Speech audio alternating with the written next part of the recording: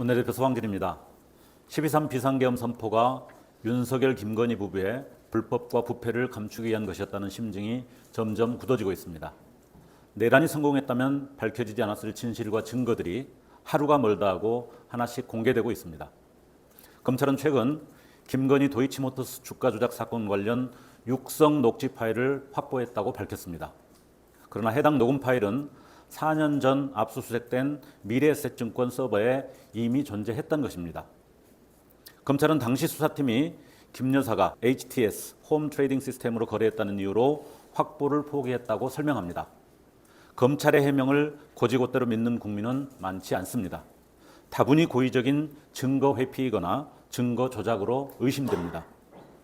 주가 조작에 대한 핵심 물증을 제시하지 못함으로써 결국 김건희 씨는 출장 조사를 거쳐 불기소 처분되었습니다.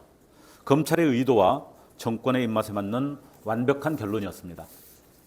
같은 서버, 같은 계좌, 같은 인물, 바뀐 건 오직 정권과 수사 의지뿐입니다.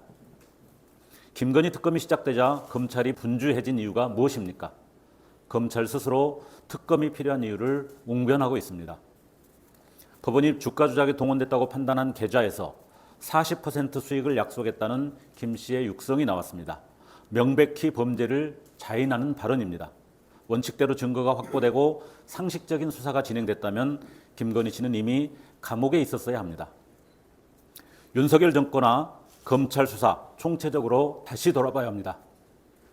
조국 혁신당이 어제 검찰 독재 정치보복 진상규명과 피해 회복을 위한 특별법 추진을 천명한 이유이기도 합니다. 정치적 수사와 기소로 증언과 증거를 조작하고 밝혀야 할 것은 덮고 없는 혐의는 만들어낸 검찰 수사, 그리고 그 결과에 대해 철저한 진상규명과 교정이 필요합니다. 김건희 주가 조작 사건에 대한 수사는 일례에 불과합니다. 디올백 불기소와 명태균 국정농단 수사에서 보여진 검찰의 김건희 덮어주기는 지극히 노골적이었습니다. 이에 반해 정적 죽이기 수사에서 보였던 검찰의 표적 수사는 폭력적이고 잔인했습니다. 정치인은 물론 정권의 비판적인 언론과 시민사회, 노동계 인사들을 수사할 때는 검찰은 사실상 결론을 정해놓고 집요하게 관철시켰습니다. 우리는 지난 정권 검찰의 모든 정치적 수사와 기소가 같은 방식으로 진행되었다고 볼 수밖에 없습니다. 권력이 은폐한 진실은 특검법으로 낱낱이 밝혀내되 부당한 정치 기소와 이에 따른 재판에 대해서는 피해자들의 명예와 권리를 되찾아 줘야 합니다. 무리한 요청이 아니며 무리한 일도 아닙니다. 그저 비정상을 정상으로 되돌리는 일입니다. 그 방법만이 윤석열 검찰 독재의 잔재를 제대로 청산하는 길이기도 합니다. 이상입니다.